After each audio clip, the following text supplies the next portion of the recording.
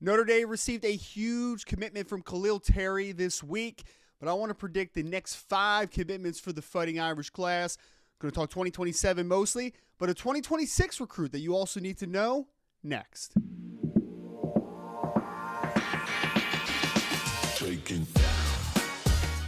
Ryan Roberts from A to Z Sports breaking down everything Notre Dame football. Folks, Notre Dame received a big 2027 commitment this week from Khalil Terry, who's out of Tustin, California. 6 foot, 190-pound defensive back, plays safety for the team. Second on the team in tackles, has 4 interceptions on the year. Really cool all-purpose safety in the 2027 class, considered a consensus 4-star among each and every of the major recruiting platforms. So a huge grab for the Fighting Irish, and I really like the player overall. I think he's going to continue to add quality depth to a really talented safety room and probably eventually start for Notre Dame at some point in the future. But to have a little bit of fun here, I want to predict the next 5 commitments for the Fighting Irish, and most of this conversation is going to center around the 2027 recruiting class.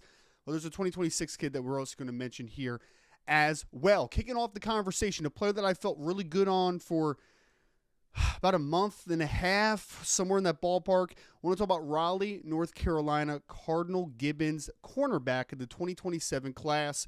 This is Xavier Hassan, who is 6 foot, 180 pounds, considered a top 50 recruit by multiple platforms, number 36 overall on the 247 composite ranking. So we're talking about a huge recruit in the 2027 class, and a player that my take on him is this. We've seen some dynamic recruiting classes at cornerback and some dynamic cornerback recruits for Mike Mickens during his tenure. You could obviously talk about Benjamin Morrison. You could talk about Leonard Moore.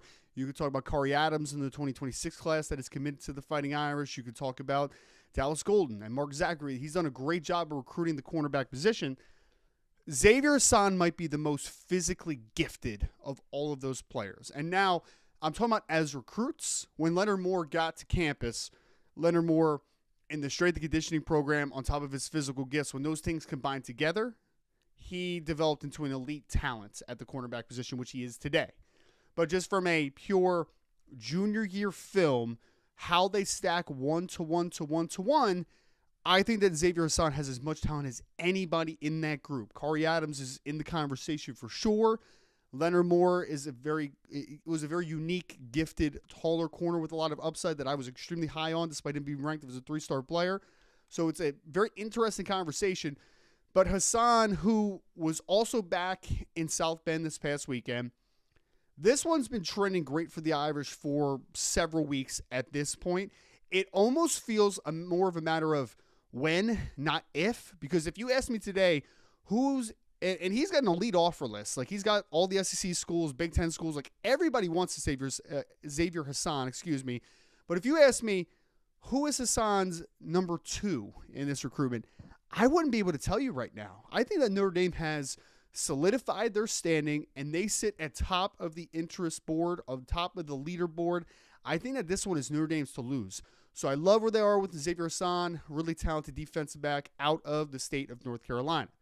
Let's go to number 2, and this one's going to be the interesting one, and the 2026 class has been looked at as complete for a few weeks at this point, or a few months, I should say. But all of a sudden, Penn State lets go of head coach James Franklin, and now Notre Dame's starting to look just kind of through the Penn State class and see who potentially is there. And in the 2026 recruiting class, they have a safety that is still committed to the team, by the way, named Matt Sigg, who is out of McDonald, Pennsylvania. He goes to Fort Cherry High School, He is 5'11 and a half, 190 pounds, rated as a top 100 recruit by multiple platforms. This kid is a really fun watch if you check out his Huddle highlight tape, because he mostly plays quarterback for his high school. He plays a lot of safety as well, and he plays on both sides of the ball. But this is a player that has thrown for over 3,000 yards in his career, has rushed for like 6,000 yards and 95 touchdowns. A tremendous physical talent who can do a lot of things on the high school level.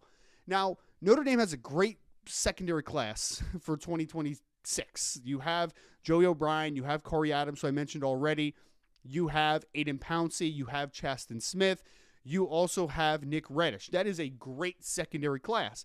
But at the end of the day, and sometimes it comes down to this very easy question, is he a good enough player to say no to?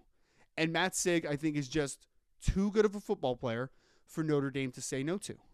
And that's what it's kind of looked at here. And the versatility he brings, I think, also makes it a more interesting fit in the class potentially, because outside of I shouldn't say outside of Nick Reddish, right now, how they're kind of viewed are Joey O'Brien was viewed as an outside corner, but probably a safety now just because he keeps growing. Aiden Pouncey's a guy that could play both safety and corner. Chasten Smith is a true corner. Corey Adams is a true corner. Nick Reddish is kind of the hybrid guy where he's a safety, but he can also project to potentially play nickel. So he's very unique. I think that Matt Sig brings kind of that similar profile to Nick Reddish, more talented than Reddish in my opinion, but he's a guy that I think can play both safety spots and he can play nickel. So that makes him a really interesting fit because we've seen Notre Dame have to go to the transfer portal a ton for nickels over the last few years. Now, you got Dallas Golden in the 2025 class who can clearly play that spot, but he also might be able to play outside corner and start for Notre Dame on the outside. And in order to rebuild a room, and the nickel room was one that they needed to rebuild, you need to stack some classes here. And if you bring in Nick Reddish and Matt Sig, both guys that can play nickel, that's when you start to see that room really start to go from solid to good to great to maybe potentially elite down the road, right? So I love where Notre Dame is with Matt Sig. Now, there's other schools that are coming after him. Indiana, Pittsburgh. I think he just scheduled an OV to someone else that's not on the top of my head.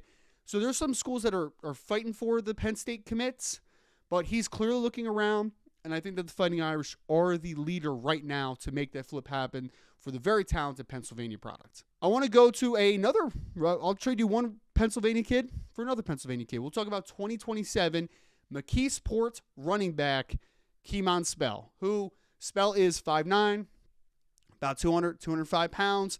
He is the number one running back and considered a 5-star in the 2027 class. This kid has had multiple games this year where he's run for over 300 yards for McKeesport. Incredible talent, man. He's got that short, dense frame that he can break off tackles, but he's got huge speed, really good change of direction. This kid is a complete running back in the 2027 class, and the reason why multiple platforms have him as the number one back in the country.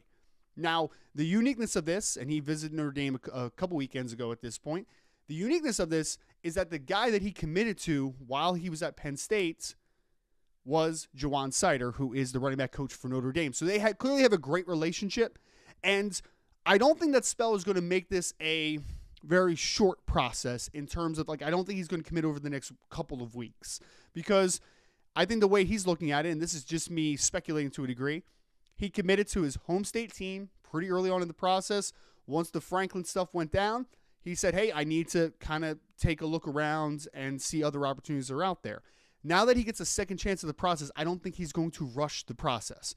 That being said, though, I do think he ends up with Notre Dame. Whether that is in a couple weeks or a couple months, not really 100% sure what the timeline is for Spell, but I think that Notre Dame eventually gets it done with the 5-star recruit, barring something very unforeseen happening over the next several weeks. Want to go to the state of Illinois, right in Notre Dame's backyard. We always talk about, hey, in your backyard, and that's talking about the state of Indiana and the city of Chicago, you need to make sure that any player that you want in those areas that can fit in your program, you need to keep him at home. You need to. And there's several in the 2027 class that Notre Dame is gunning for big time. Want to start with arguably the best wide receiver on the board. I know some people say Monchin Sales, and I'm totally fine if you want to say Monchin Sales, the great wide receiver, 5-star out of Indianapolis. But Quentin Burrell, who is a 6'3", 175 pounds wide receiver out of Chicago, Illinois, and Mount Carmel, I think he had 1,200 yards receiving as a sophomore, having a dynamic year as a junior, considered a top 50 recruit by multiple platforms already. Quentin Burrell is the boundary receiver, like Sales, that Notre Dame needs more and more of in this Mike Denbrock offense. He's physical, good route runner, great at the catch points, has a frame where he's going to be over 200 pounds in the blink of an eye. Love Quentin Burrell. Notre Dame loves Quentin Burrell. Quentin Burrell loves Notre Dame. I don't exactly, again, have a firm timeline, and I don't think Quentin's put out one that's a firm timeline, but I like the Irish here. I do. I think they've done a really good job in this recruitment. He's also a very high academic kid, so I think that he fits with the academic standard. I think he's a good cultural fit. I think everything about Notre Dame makes a lot of sense for Quentin Burrell, and I think Notre Dame has the inside straight on potentially landing the very talented wide receiver who's a borderline 5-star in the 2027 class. Let's stick in Chicago. We'll go to We'll go to a very talented defensive tackle out of Brother Rice, and that is Braden Parks. 6'3", 305 pounds. This is another one where I said earlier, feels like a matter of when, not if. Braden Parks, again, like Burrell, is a great fit at Notre Dame from every side of the coin, every vantage point. He fits. He's also the impact size that Notre Dame needs more and more of. 6'3", 305 pounds. He's going to be 315 plus before too long, but yet he's a very good athlete and can move on the interior. Notre Dame has been a big fan of this kid for a long time. I think Notre Dame has been the leader for a very long time. Just the question of when it ultimately happens, but if it happens anytime soon, I think Notre Dame lands Braden Parks. Folks, go into the comments section right now. If there's any of the players that I mentioned that you have seen film on, that you have an opinion on, if there's a player I didn't mention that you think Notre Dame is going to land in the 2027 class, or if you want to peek forward to 2028, totally fine as well. Hit that like and subscribe on your way out. And as always, go Irish.